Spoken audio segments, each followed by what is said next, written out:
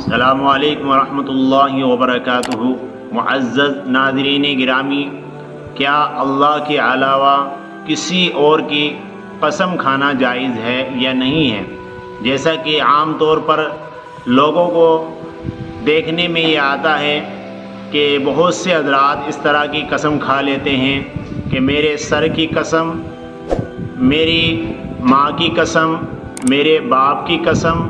اور اس کے علاوہ بہت سے حضرات اپنی بیوی کی قسم کھا لیتے ہیں۔ تو کیا اس طرح قسم کھانا جائز ہے؟ اور اس طرح اگر کوئی شخص قسم کھا لے گا تو اس کے اوپر اگر وہ قسم توڑ دے گا تو اس کے اوپر کفارہ لازم آئے گا یا نہیں آئے گا؟ دوست اور عزیز، اس کا جواب یہ ہے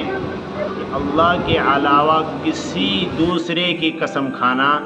جائز نہیں ہے۔ اللہ کی ہی صرف قسم کھائی جائے گی۔ اس کے علاوہ اگر کوئی شخص کسی دوسرے کی قسم کھائے، مثال کے طور پر اپنے باپ کی قسم کھا رہا ہے یا ماں کی قسم کھا رہا ہے یا اپنے سر کی یا خود اپنی قسم کھا رہا ہے یا اپنی بیوی کی، گویا کہ کسی کی بھی قسم کھا رہا ہے اللہ کے علاوہ، کعبے کی قسم کھا رہا ہے مثال کے طور پر، تو یہ قسم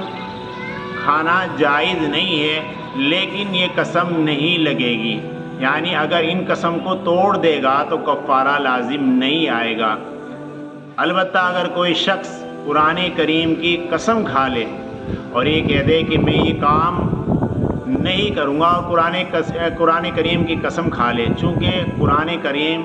کلام الہی ہے، اللہ رب العزت کا کلام ہے، تو اس قسم کو توڑنے سے اب کفارہ لازم آ جائے گا۔ اسی کے ذیل میں ایک مسئلہ یہ بھی آتا ہے کہ ہم کسی دوسرے کو زبردستی قسم دے دیتے ہیں، جیسا کہ عام طور پر یہ ہمارا رواج ہے، ہم کسی شخص کو یہ کہتے ہیں کہ یہ چیز کھا لے، یہ چیز پی لے، اگر نہیں پی گا تو تجھے خدا کی قسم،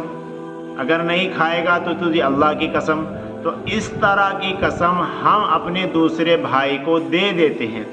تو اگر وہ شخص دوسرا اس قسم کو پورا نہ کرے تو کیا اس شخص کے اوپر بھی کفارہ آئے گا